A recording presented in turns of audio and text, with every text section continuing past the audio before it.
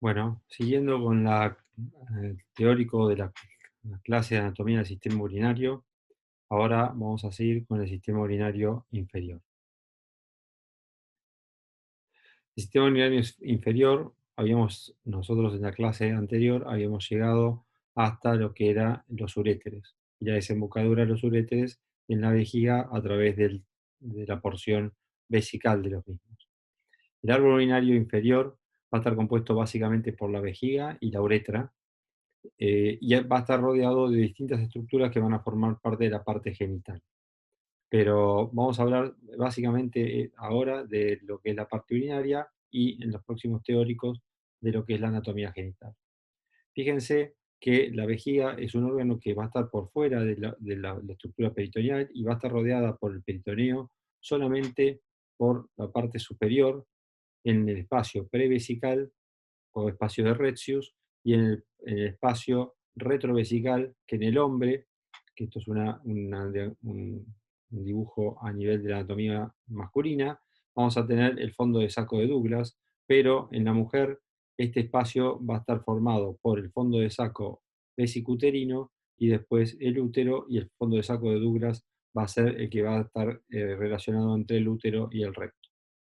Entonces tenemos la vejiga, el cuello vesical y la uretra, que en el hombre va a ser diferente su anatomía que en la mujer. Ahora vamos a ver las diferencias.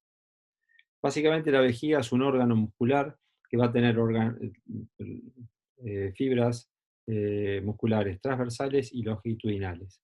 Esto hace que tenga una capacidad de reservorio que va a tener dos funciones básicamente. Una es la de almacenar orina y la otra es la de evacuar la orina.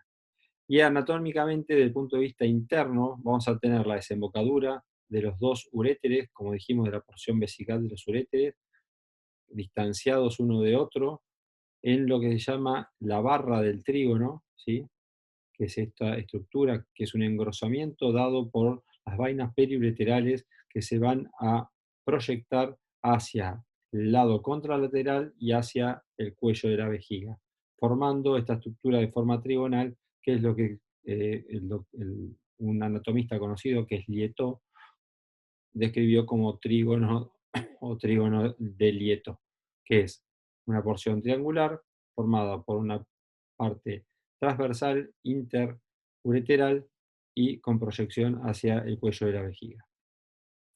En la configuración externa vemos que básicamente la pared anterior no tiene demasiadas estructuras, pero en su cara posterior vamos a tener una íntima relación con lo que es las vesículas seminales en el hombre y los conductos deferentes que van a cruzar, como dijimos en el teórico, en la parte ureteral, van a cruzar entre el peritoneo y el uréter a través del uréter, más que nada el uréter pélvico, en el hombre.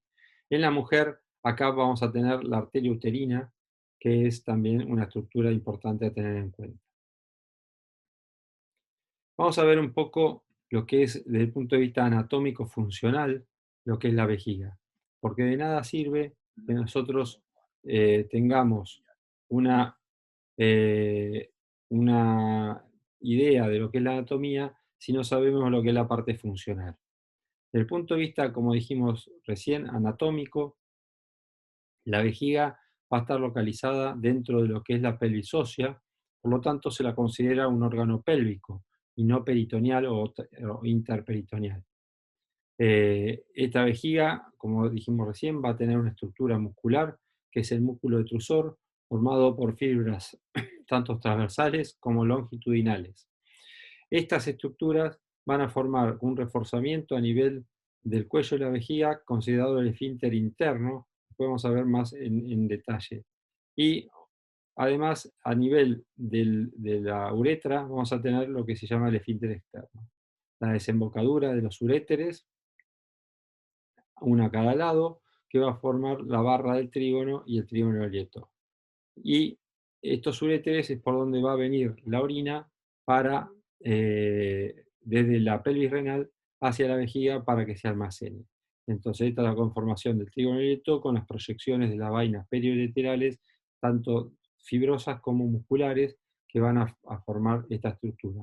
Esta estructura es muy importante desde el punto de vista funcional porque es la que hace que podamos contraer el cuello de la vejiga y el esfínter interno y externo, ¿sí? Estos son esfínteres de músculo liso involuntario, manejados por una estructura neurológica que después, más adelante, vamos a explicar mejor.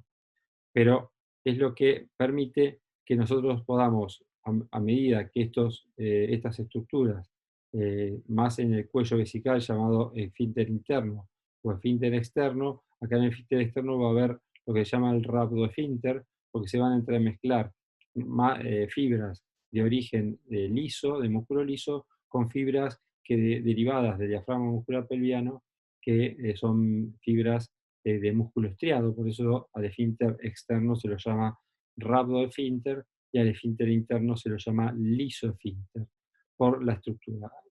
De todas maneras, no es tan tácito, no es tan así, hay estructuras de los dos, en los dos esfínteres, pero predominan las fibras voluntarias en el esfínter externo y las involuntarias en el interno. Todo esto, como dijimos, va a estar inervado por el plexo sacro, que después vamos a ver. Entonces la orina se produce a nivel de los riñones, pasa de las papilas a los cálices menores, de los cálices menores a los cálices mayores, y así hacia el uréter, y del uréter a la vejiga se va llenando, y hay un impulso simpático que va a producir una alteración o un aumento de la presión para que se contraiga el músculo del esfínter para cerrar el cuello de la vejiga, y por otro lado hay receptores beta que lo que van a hacer es aumentar la capacidad de estiramiento de la vejiga para que ésta se vaya llenando y se almacene. Cuando esto se produce, hay receptores de estiramiento a nivel del peritoneo parietal que van a producir una señal que va a ir por el asta posterior de la médula hacia la corteza, a la sustancia gris periacueductal, y de ahí a la corteza cerebral, al núcleo de Barrington, que es el núcleo de la micción. Todo esto obviamente es totalmente involuntario, ¿sí? Y ahí es donde nosotros reconocemos la sensación de orinar. O sea, hasta ese momento lo único que podíamos reconocer es si la vejiga estaba un poco más llena o más vacía, pero ahí es donde nosotros tenemos lo que nosotros vamos a llamar continencia social, que es el acto voluntario en el cual nosotros podemos retener a partir del músculo del rato esfínter en forma voluntaria hasta poder llegar al baño de evacuar la vejiga. Entonces, cuando nosotros vamos a medir el núcleo de Barrington, como respuesta a estos receptores de estiramiento, va a producir una inhibición simpática con una relajación del músculo liso-uretral y una activación a nivel de señales eferentes hacia el detrusor de parasimpático, mediado por receptores muscarínicos, que lo que van a hacer, estos son las terminales de acetilcolina, que van liberándose, y a medida que se van liberando, van a producir la contracción del músculo detrusor para producir el vaciado vesical. Una vez que se termina el vaciado vesical, estos receptores de estiramiento dan la señal para que el estímulo simpático vuelva a cerrar el esfínter, vuelva a estirarse el músculo detrusor y comienza de nuevo el ciclo miccional. Esto para, más que nada, que ustedes sepan que la anatomía de la vejiga no tiene mucho desde el punto de vista estructural, pero sí es muy importante desde el punto de vista neurológico, porque esto es un órgano totalmente involuntario. Y por lo tanto necesitamos saber lo que es la neurourología, que es la parte neurológica que va a comandar la vejiga. Vamos a tener un nervio hipogástrico que es básicamente simpático, que va a estar formado por las terminaciones de T10 a L2 y que van a ser los que van a comandar sobre todo a nivel del músculo liso del cuello vesical y del esfínter externo. Por otro lado, el nervio erectoro-pélvico, que va a tener origen parasimpático, que va a estar formado por nervios de raíces nerviosas de S2, S4, y son los que van a inervar desde el punto de vista parasimpático al músculo detrusor, produciendo la contracción vesical. Y por último, el nervio pudendo, que es un nervio somático, que va a inervar también de terminaciones nerviosas de S2 a S4, va a inervar tanto el esfínter anal como el esfínter externo, que van a ser músculos básicamente voluntarios que nos van a permitir la evacuación tanto intestinal como la evacuación urinaria. Nosotros vamos a tener que la vejiga, como es una estructura esférica, va a tener la capacidad de lo que se llama adaptación a las presiones, y vamos a tener fibras elásticas que nos van a permitir mantener bajas presiones durante el llenado, y fibras colágenas que van a aumentar la resistencia y van a ser las encargadas del vaciado vesical. Esto no tiene demasiado interés, pero es para mostrarle que si uno quiere puede medir las presiones con que se vacía la vejiga y la cantidad de orina que el paciente produce. Esto no anda. Y desde el punto de vista anatómico, uno puede evaluar la vejiga con tomografía, como vimos en los uréteres y en los riñones. Y vamos a ver en esta tomografía con contraste, la parte blanca es la parte con orina y la parte gris es un efecto de masa de un tumor de vejiga que afecta a la parte anterior de la vejiga. O también podemos evaluar el esfínter con resonancias magnéticas, donde evaluamos la estructura muscular del diafragma muscular pelviano, pero además de la estructura esfinteriana, donde podemos ver alteraciones por ejemplo, en el caso del diafragma muscular pelviano, atrofia del elevador del ano, o si uno hacer esfuerzo, en este caso en una paciente femenina, podemos evaluar la posibilidad de lo que se llama un prolapso de la vejiga a través del introito vaginal. Eso lo vamos a ver mejor en anatomías genitales. Pasamos entonces a la uretra. La uretra, por definición, es un conducto evacuador de la vejiga y producto de la secreción de la glándula genital masculina. En el caso de la mujer solamente evacúa vejiga, pero en el caso del varón comparte la función con el aparato genital. Se extiende del cuello de la vejiga hasta la extremidad del pene del varón y del cuello de la vejiga hasta el introito de la mujer, donde vamos a tener el meato uretral compartiendo el introito con el introito vaginal. La uretra masculina, básicamente, que es la más compleja por una cuestión de anatomía y de longitud nada más, vemos que tiene varias porciones. Ahora vamos a repasar cuáles. Nosotros vamos a tener una porción posterior, una anterior. La porción anterior se va a dividir en uretra vulvar y en uretra peniana o uretra péndula, que es la que va a estar en relación básicamente con el pene. Y en la porción anterior tenemos la uretra membranosa y la uretra prostática. La uretra prostática rodeada efectivamente por la próstata, y la membranosa es la que va a estar, es muy, muy corta y va a estar rodeada por el diafragma muscular pelviano.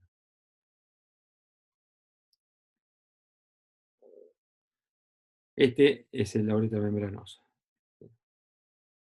Desde el punto de vista de lo que es la irrigación de la uretra, perdón, la irrigación de la vejiga, no la dije, está dada por las arterias vesical superior e inferior, una rama de la hipogástrica y otra de la pudenda interna, y desde el punto de vista de la irrigación de la uretra va a estar dada por la arteria pudenda interna, que va a dar una rama vulvar, una circunfleja cavernosa, y va a dar la dorsal, arteria dorsal del pene, ¿sí?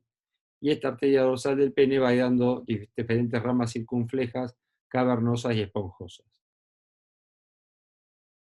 Esta es la irrigación uretral, que va a estar también drenada por la vena dorsal, que hay una vena dorsal profunda y una vena dorsal superficial.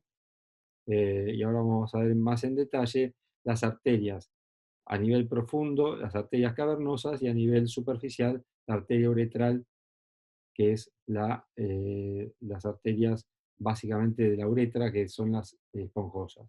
Estas que son las profundas, vamos a verlas después cuando veamos la estructura del pene desde el punto de vista genital.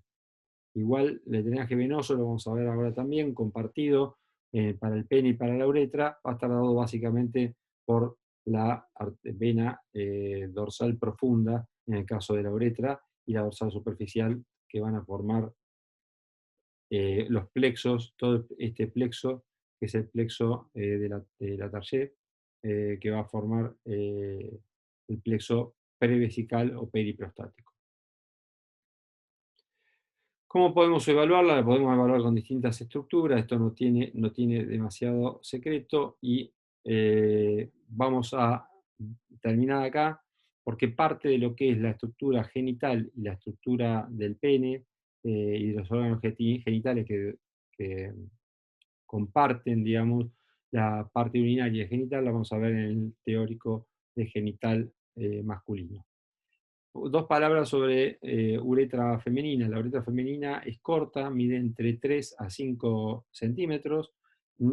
Se puede dividir en uretra anterior, media y posterior, pero realmente no tenemos parámetros anatómicos salvo el diafragma muscular pelviano, en el cual nosotros podemos decir que desde la vejiga hasta el diafragma muscular pelviano es la uretra posterior y del diafragma muscular pelviano hacia el meato uretral externo es la uretra anterior. Eh, de todas maneras, desde el punto de vista estructural, no tenemos demasiadas estructuras en relación a eso y vamos a compartir también en el teórico de genitales externos femeninos, genital femenino, todas las estructuras que están en relación con la uretra. Bueno, les agradezco mucho la atención y nos veremos en los teóricos de la parte genital.